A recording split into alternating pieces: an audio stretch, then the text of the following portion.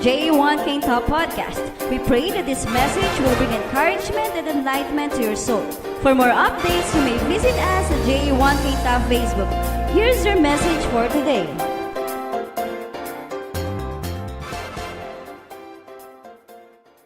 Lahat hindi na baha. No? Parang wala lang nangyari eh. Amen po ba? Sige po, tayo po lahat ay tumayo. Luke 4:18 to 19.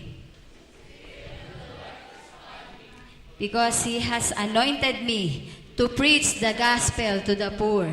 He has sent me to heal the brokenhearted, to preach deliverance to the captives, and recovering of sight to the blind, to set at liberty them that are bruised, and to proclaim the acceptable year of the Lord. Our God is Jesus, the Anointed One. Amen. Sige po, tayo po lahat tayo mo po. Let's pray. Father God, maraming salamat at isang napakalaking pribilehiyo, Panginoon, na Ikaw ay mapapurihan at mapaglingkuran sa umagang ito. At Lord, ano man ang aming maranasan, still, magtitiwala kami sa iyong lubos. Salamat po, Ama, sa katagumpayan at Ikaw po ang makita, Panginoon. Ikaw po ang guro ko sa umagang ito at itago mo lamang po ako sa iyong likuran. Thank you so much, Lord. Ang pinakamataas na papuri ay tanging sa iyo. In Jesus' name, Amen. Sige po, malakas na palakpak para kay Lord.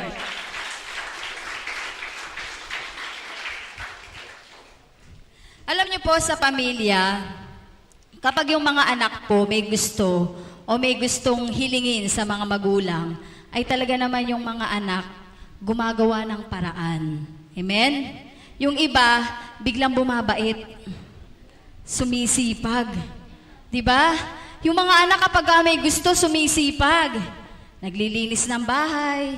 Hindi naman nila yung ginagawa dati. Pero kapag may gusto, naglilinis, naglalaba, nagluluto. Tsaka nagtataka yung magulang kasi kahit anong iutos, hindi umaangal. Bakit kaya? Kasi may gustong makuha. May gustong ipabili. Kaya naman ginagawa nila, gumagawa sila ng mga bagay na may dating sa puso ng kanilang magulang para makuha yon. Amen po ba? Sa mga nagliligawan, di ba? Pag naliligaw yung lalaki, gusto niya laging may dating.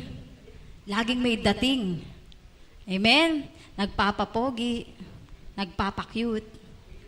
Amen? Kasi gusto niya, tuwa si Miguel. Kasi gusto niya laging may dating sa nililigawan niya. May dating sa puso ng nililigawan niya. Amen po ba? Marami rin pong mga tao na gustong matouch lagi ang puso ng kapwa nila, lalo na kapag may kailangan sila. Yan. Pero ang pinakamahalaga po na matouch natin sa umaga ngayon, ang puso ni Abba Father. Amen po ba? Kaya po ang title natin sa umagang ito, Mga Bagay na Wala Na. Mga bagay na may dating sa puso ni Abba Father. Amen? Tingnan mo nga yung katabi mo, may dating ba? O malakas talaga ang dating? Malakas ano? Parang si Mario. Ang lakas ng dating. Amen? Ano-ano nga ba ang mga bagay na may mga dating sa puso ni Abba Father? Number 1. Okay. Ang ating pong text verse, nakalimutan ko. Colossus 3:24. Sapagkat si Kristo ang Panginoong pinaglilingkuran ninyo at aalalahanin ninyo pagkakalooban kayo ng Panginoon ng gantimpalang inalaan niya para sa inyo. May inilaan po ang Diyos para sa atin. At paano po kaya natin ito makakamit? Ano po yung mga bagay na may dating sa puso ni Abba Father? Number 1, pagsunod o obedience. Amen? Ang lakas po ng dating kay Abba Father niyan. Yung mga Kristiyanong marunong sumunod. Amen? Tingnan mo nga yung katabi mo. Sumusunod ba yan? Sumusunod ba? Amen po ba? Sabi po sa Acts 13:22, at nang siya'y alisin ng Diyos, si David naman ang pinili ng Diyos upang maghari sa kanila. Sinabi ng Diyos tungkol sa kanya, si David na anak ni Jesse ay isang lalaking mula sa aking puso. Siya'y handang sumunod sa lahat ng inuutos ko. Sino po kaya dito katulad ni David? Katulad ni David na handang sumunod sa lahat ng inuutos ng Diyos. Amen? Sino po kaya dito katulad ni David na handang sumunod sa kanyang cell leader, sa kanyang pastor? Amen? Sino po kaya dito yon? O baka naman kapag naririnig mo ang salitang obedience, gusto mo na agad sumuway. Dahil umay ka na. Ano ba talaga yung obedience na yan? Ano ba yan? Nakakain ba yan? Ano bang lasa niyan? Bakit umay ka? Ha? Dahil pag naririnig mo yung salitang pagsunod na uumay ka. Kasi ang totoo, hindi ka sumusunod. Kaya nauumay ka. Amen? Hindi ka sumusunod sa cell leader mo. Hindi ka sumusunod sa pastor mo. Kaya kung ang cell leader mo at pastor mo na nakikita mo ay di mo kayang sundin, paano po kaya ang Diyos na hindi mo nakikita? Yan. Paano mo siya susundin? Amen? Susunod ka lang kapag gusto mo ang pinapagawa sa'yo. Pero kapag ayaw mo, maya na lang. Ayaw nang sumunod. Susunod ka lang kapag maganda ang sinasabi sa'yo. Pero pag pinapagalitan ka na, ayan na. Ayaw mo nang sumunod. Alam niyo po, yung cell leader at pastor na concern sa kanyang mga cell, mga member, yan po ang totoong nagmamahal, nagagalit. Amen? Kapag hindi nagagalit ang pastor at cell leader nyo, puro magaganda lagi, ewan ko lang. Diba? Yun po ang tunay na nagmamahal. Amen?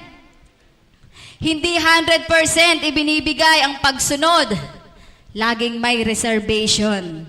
Tandaan po natin ang obedience, ang isa po sa mga bagay na may dating sa puso ni Abba Father. Amen po ba?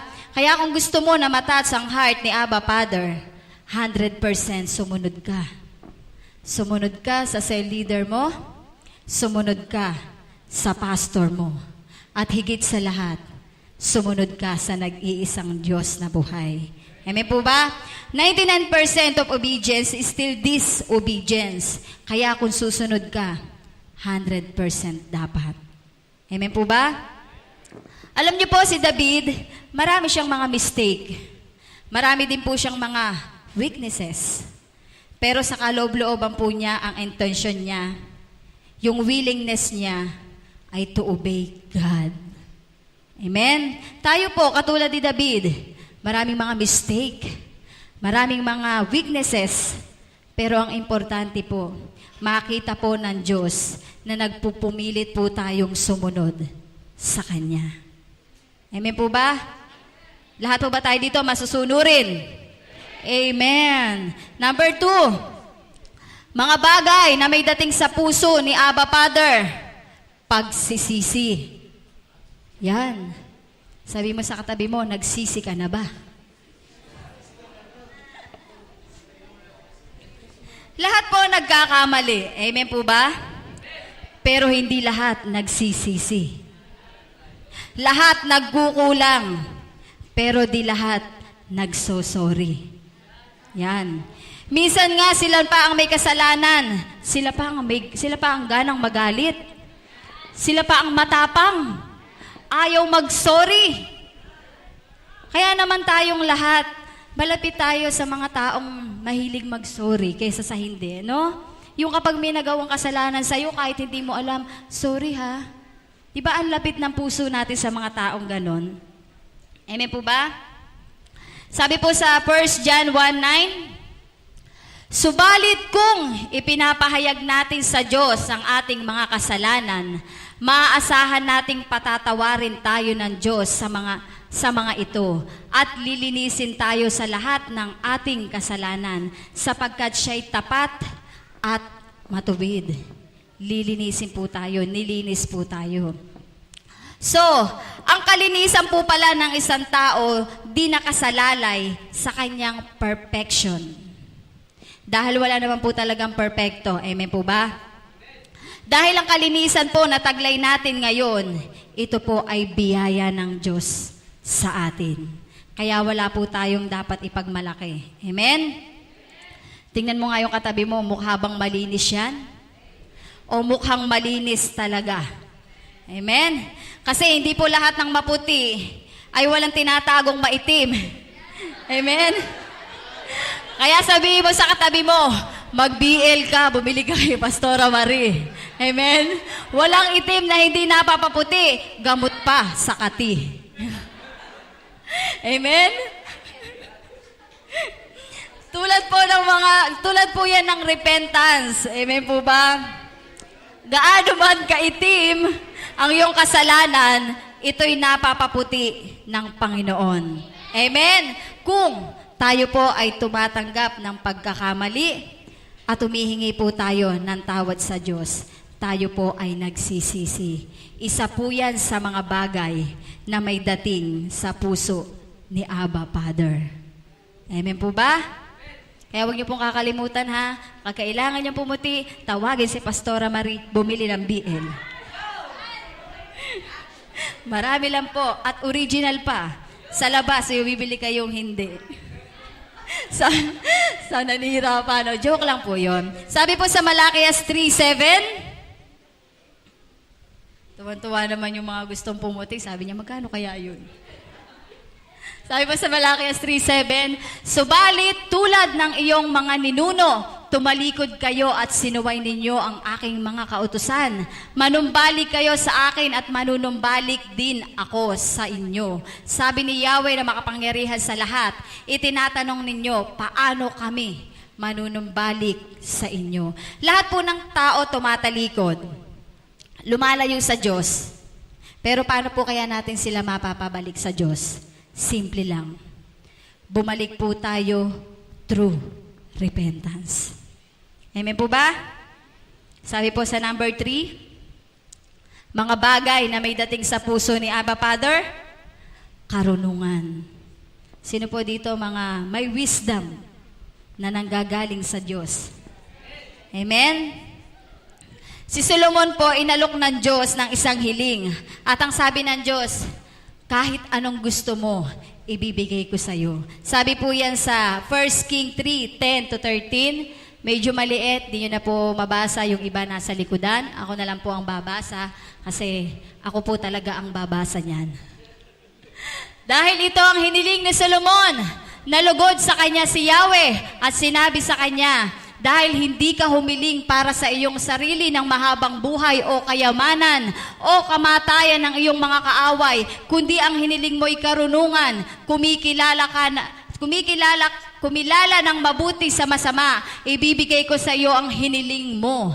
Bibigyan kita ng karunungan na walang kapantay, maging sa mga nauna o sa mga sumunod pa sa iyo. Ibibigay ko rin sa iyo ang mga bagay na hindi mo hiningi, kayamanan at karangalan, hindi mapapantayan ng sinuman, hari sa buong mundo. Ang hiniling po ni Solomon ay wisdom. Tayo po kaya kapag tinanong tayo ng Diyos, anong gusto mong hilingin sa umagang ito? Ha?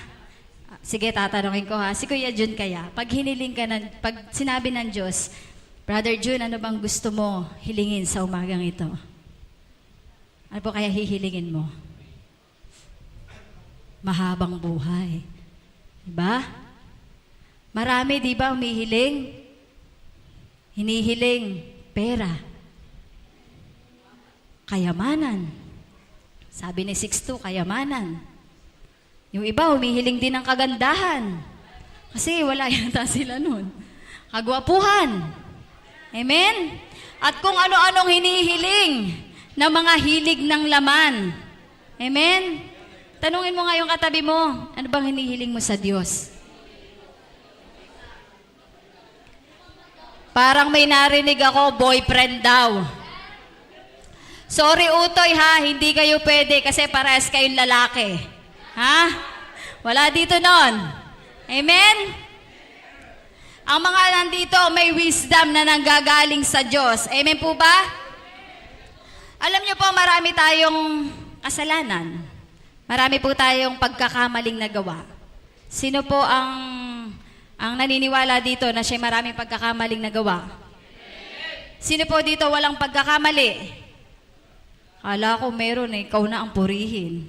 No, kung wala kang pagkakamali. Pero hindi naman po tayo nagising sa isang umaga na gumising tayo, inisip natin agad, gagawa agad tayo ng kasalanan.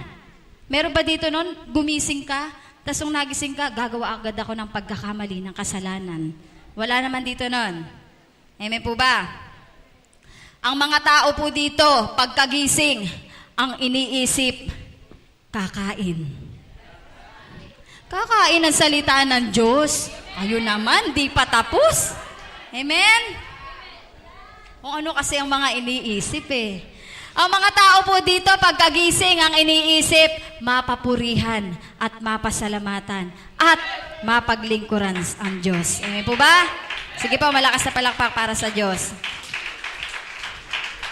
Amen. Kaya tayo pong lahat, humingi ng wisdom na nanggagaling kay Lord. Amen? Alam nyo, mahirap yung hindi mo alam kung ano yung tama o mali. Amen? Kahit yung kanan at kaliwa, hindi mo alam. Left and right, hindi mo alam. Amen? Pero ako may tao akong kilalang ganun. Nalilito sa kanan at sa kaliwa. Pero yung tao na yun, matalino. Kaya nga niloloko ko yung tao na yun, sabi ko, alam ko na pala pag pinag-exam kita, right and left lang. Tsak, bagsak. Hindi alam eh. Sino kaya yun? You know, nandun sa sound booth. Ewan ko ba? Si Teacher Bres ang tali-talino, pero pagdating sa kaliwat sa kanan, nalilito. Di ba? Ang hirap nung ganun. Hindi mo alam yung left at right. Hindi mo alam kung ano ang tama at mali. Amen? Alam niyo, lalo na po sa pagdidesisyon, dapat may wisdom na galing kay Lord. Amen po ba? Dapat alam po natin kung ano yung pipiliin natin. Amen? Pero ako naniniwala ako, lahat ng mga tao dito matatalino. Kasi kaya kayo lahat nandito, pinili ninyo si Lord. Amen? Meron ba dito na kaya lang nandito, napipilitan lang? Wala naman po siguro, no? O meron bang nandito, kaya nandito gustong makita si crush? Wala naman siguro dito na ano. Lahat po dito, may mga wisdom na galing kay Lord. Amen po ba?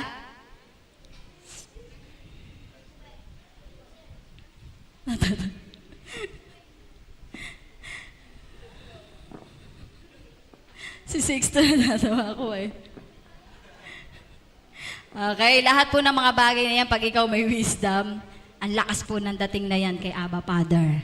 Amen po ba? At ano po ang susunod?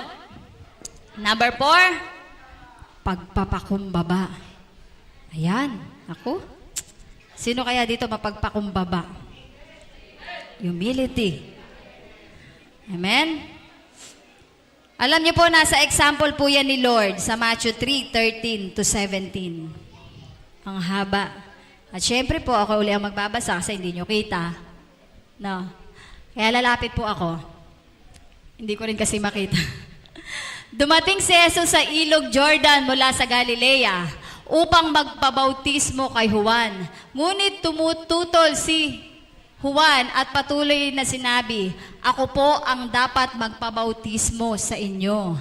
Bakit kayo magpapabautismo sa akin?" Subalit sumagot si Jesus, "Hayaan mo ito ang mangyari ngayon, sapagkat ito ang nararapat nating gawin upang matupad ang kalooban ng Diyos." Nakita nyo, nandun na agad yung pagpapakumbaba. Amen?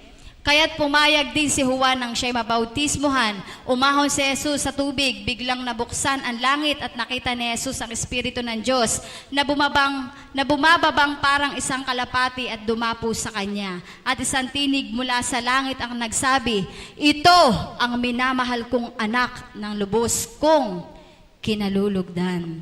Alam niyo si Jesus, makapangyarihan sa lahat, Diyos ng mga Diyos, Hari ng mga hari, nagpakumbaba. Tayo pa kaya mga tao lang, nilalilalang niya ang hindi magpapakumbaba. Amen? Nakakahiya naman po sa ating Diyos pag tayo po ay hindi nagpakumbaba. Amen po ba? Gusto mong may dating sa puso ni Abba Father? Be humble, not hambog. Ha? Be humble, not hambog. Alam mo naman yung para talagang naghahambog eh. Ikaw na. Laging ako pa. No. Tandaan po natin, kinamumuhian ng Diyos ang palalo. Yung pong mapagmalaki. Yung mga proud. Proud. Kinamumuhian po yan ng Diyos. Yung mga believe sa sarili. Amen? Kaya tayo po, para mataas po natin ang heart ni Abba Father, be humble. Humility. Pagpapakumbaba. Kahit ano man ang katayuan mo ngayon, ano man ang nararanasan mo, ano man talento mo, be humble. Dahil lahat yan galing sa Diyos. Amen po ba? Amen? Amen. Okay, number 5. Binibilisan ko po ito kasi 1 to 50 po ito. Kaya binibilisan ko, ha? Sino po okay lang na 1 to 50? Amen. Eh, wala naman kayong magagawa. Ako nagtuturo dito eh. Kaya kahit ayaw ninyo, wala. Yan ang mga passionate kay Lord. Kahit 100 daw pwede. Number 5, mabuting katiwala. Good stewardship. Maging mabuting katiwala sa lahat ng ipinahiram ng Diyos sa atin. Amen po ba? Ano ba ang ating inaalagaang mabuti na ipinapahiram ng Diyos? Na kapag ipinahiram sa iyo, dapat may nangyayari. Ano po kaya ito? Number 1, time, oras. Alam niyo, napakahalaga ng oras. Amen po ba? Kaya huwag po nating sayangin ang oras. Kapag may pagkakataon ka, share the word of God. Share the salvation. Amen? Huwag ka lang laging nakanganga. Kapag tinanong ka, anong ginagawa mo? Boring. Amen? Dapat huwag mong sayangin yung oras. Amen po ba? Huwag lang po tayong magbilang ng mga araw, kundi gawin nating makabuluhan ang mga araw. Amen po ba? Lahat po tayo dito may mga 24 hours. Amen? Meron ba ditong 26 hours? O 18 hours? Wala naman, lahat tayo pare-parehas na 24 hours. Di po ba? Kapag ikaw may 24 hours, sa buong 24 hours na yan, imposibleng sobrang busy ka. Na kahit mag-pray, hindi mo magawa. Kahit magbasa ng Bible, hindi mo magawa. Kahit mag-devotion, hindi mo pang magawa. Sayang ang oras. Huwag po nating sayangin ang oras. Ang oras po dapat nagagamit sa tama. Kasi po, wala na pong oras na maibabalik. Amen po ba? Kapag sinayang nyo ang oras nyo, is forever sayang dahil hindi na ito mababalik. Amen po ba? Alam nyo po ang mga Japanese, nakakatuwa sila kasi sila po ay talagang on time sa lahat ng bagay. Alam nyo, nung nasa Japan nga kami, kapag maga, tatakbuhan sila, sasakay ng LRT din siya kasi yun sa Japan eh. Tatakbuhan sila. Samantalang yung mga Pilipino na kasabay namin, lakad lang, ganyan. Tapos pag sasakay ng escalator, hindi na nila iniintay pumanik sa taas. Takbo sila agad. Tsaka sila, ang mga Japan, kapag nagsabi sila ng oras na dadating sila, on time sila lagi. Hindi sila nalilate. Sino po dito late kanina? Yan. Ba? At least honest si Kuya Naldo. Kuya Naldo, magpaturo ko sa hapon ha? Kasi ang hapon hindi nalilate. Hindi, kasi syempre nabaha nga naman kayo. Intindihin nyo. Masyado kayong nalilate. Pero alam nyo po, sayang. Kaya sa susunod po ha, bawi-bawi pag may time, wag na malilate. Amen? Kasi sabi, hindi na po mababalik. Is forever sayang ang oras mo. Amen po ba? Ano pa pong talent? Ang pinagalob sa atin ng Diyos, dapat nating maging mabuting katiwala tayo. Number 2, talento. Talent. Amen? Dapat kapag pinahiram ka ng Diyos ng talent, gamitin mo para maluwalhati ang Diyos. Hindi po sa kaluwalhatian mo o kalayawan mo. Gamitin mo sa kaluwalhatian ng Diyos, hindi sa kalokohan mo. Yan. Sabi ko po sa Santiago 1:17, ang lahat ng mabuti at ganap na kaloob ay buhat sa Diyos. Kaya wala po tayo may pagmamalaki. Mula sa Ama na lumikha ng mga tanglaw, sa kalangitan, di siya nagbabago o nagpapakita ng bahagyamang pagbabago. Amen po ba? Lahat po ng talent galing yan sa Diyos. Marami po dito binigyan ng talent, kumanta. Pero yung iba ginagamit nila ay sa pagkanta, sa kalayawan. Sa kumakanta. Kumakanta sa mga nightclub. At kung ano-ano ang kinakanta. Ang mga kinakanta, adik sa'yo, adik sa akin. Di ba? Mga kinakanta. Walang mga, ewan ko ba, okay na daw. Kayo naman. Gusto nyo pa? Kumanta? Yeah, more. Ayan na, kasi 1 to 100 to. Putin tayo. Amen? Saan kumakanta? Hindi gamitin yung boses para laging kumanta kay Lord. Amen? Tingnan nyo. Amen? Nakita nyo yung mga worshiper dito, yung mga maanganta. Grabe sila, no? Talagang taas ang 2 kamay, pati yata pa. Gustong itaas, kaso hindi kaya. Kasi gustong gamitin sa kaluwalhatian ng Diyos. Amen po ba? Ano pang mga talent? Sa pagdodrawing. Maraming binigyan ng talent mag-drawing. Ang mga dinodrawing naman, mga nakahubo, mga nakahubad. Ba? Grabe naman. Nagamit pa ang talent para ilayo ang tao sa Diyos, imbis na ilapit. Amen? Bali, wala po ang ating talent kung ito po hindi natin magagamit para sa Diyos. Amen po ba? Ano pa? Dance. Pagsayaw. Alam niyo po si Pastor, noong nasa Japan po kami, dancer yan. At talaga namang napakahusay sumayaw.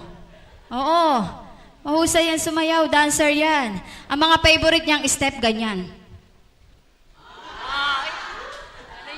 Nga pa, bakit? Kasi gusto niya may dating sa mga babae. Ganyan niya, si Pastor. Ay, yung mga babae naman dun sa Japan talaga namang hiwiling-wili kay Pastor. Kapong guwapo. Talaga naman kasi nung panahon talaga na yun, hindi kasi mga 20 kami noon or 21.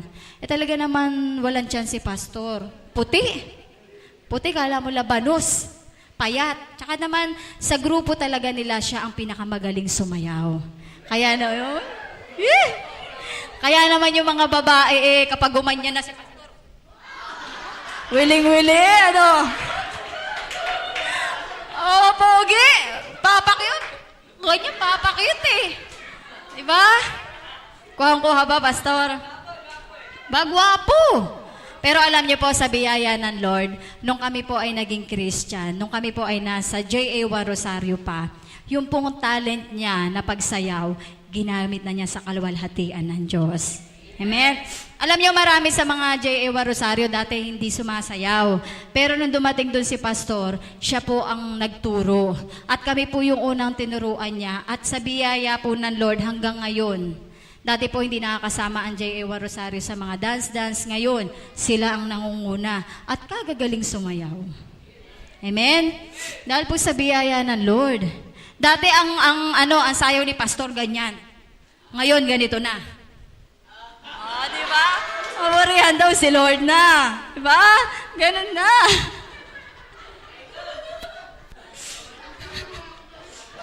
Tawa. Ganun na Pero nakakanga pa rin. Kasi nagpapapogi kay Lord Points. Amen?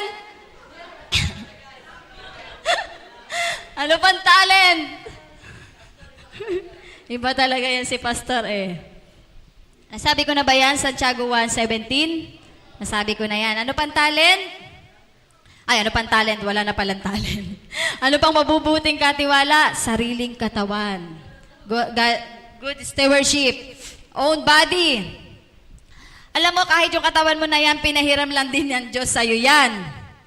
Kaya minsan sinasabi ng iba, ano bang pakialam mo? Katawan ko naman to. Gusto kong sabihin sa'yo, kapatid, hindi mo yan pag-aari. Dahil wala kang pag-aari. Amen? Lahat yan, pahiram ng Diyos.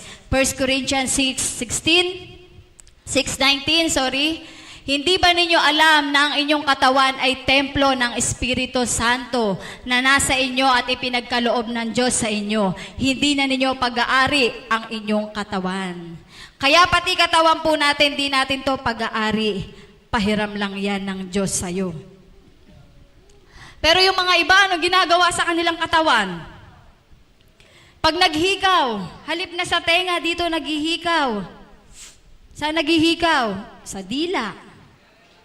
Sa ilong, sa pusod, sa kilay. Men? Halip na dapat dito maghikaw sa tenga, dito naghihikaw. Di pa nakontento, pinupuno pa. At least nga naman daw sa tenga pa rin. Amen? Ano pa? Bisyo. Sinisira ang katawan. Hindi po natin pag-aari yan. Naninigarilyo. Umiinom ng alak. Nagda-drugs, nagmamariwana. Sinisira ang katawan na pinahiram ng Diyos.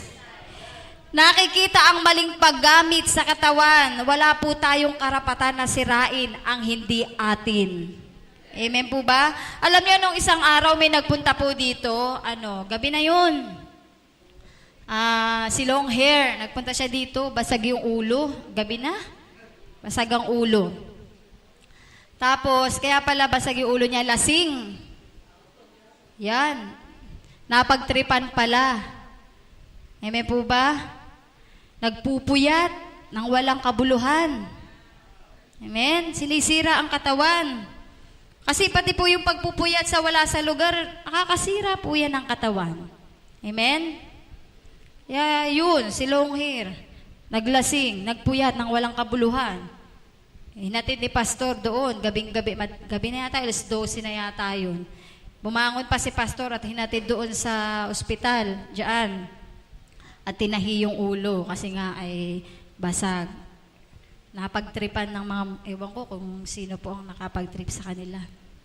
Kaya tayo po pag nagpupuyat dapat may kabuluhan. Huwag po natin sirain ang ating katawan.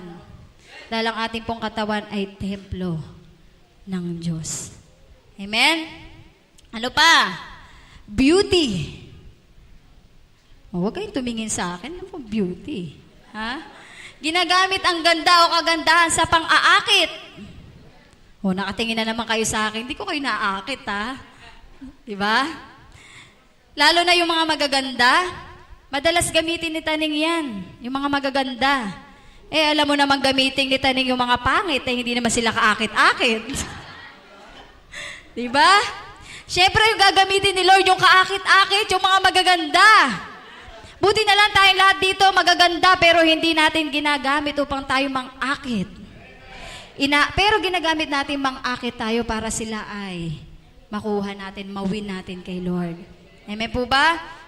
Alam niyo, sa tingin ng Diyos, lahat tayo magaganda. Amen? Sa tingin lamang po ng daigdig na ito, may magaganda at pangit. Amen? Pero sa Diyos po, lahat tayo magaganda. Amen? Kaya pag ikaw nananalamin ka, humaharap ka sa salamin, sabihin mo, glory to God, ang ganda mo talaga. Amen? Pag nananalamin ka, sabihin mo, glory to God, ang ganda ko talaga. Bakit? Sabi ng Diyos, wala daw nilalang na pangit, wala siyang anak na pangit. Amen po ba? Kaya tayo po lahat, maging good stewardship po tayo. Dahil ito po ay may dating sa puso ni Abba Father pag ikaw ay mabuting katiwala. Amen po ba? At ano po ang susunod? Number 6, pananampalataya. Faith, Hebreo 11:1-2. Ang pananampalataya po ay pagtitiwala na mangyayari ang ating mga inaasahan at katiyakan tungkol sa mga bagay na hindi nakikita. Kinalugdan ng Diyos ang mga tao noong una dahil sa kanilang pananampalataya sa Diyos. Kaya kung gusto mong kalugdan ka ng Diyos, manalig ka sa Kanya. Amen po ba? For without faith, it is impossible to please God. Yan po ang sabi sa Bible. Amen po ba? Tayo po kayong lahat. May pananampalataya po ba tayo sa Diyos?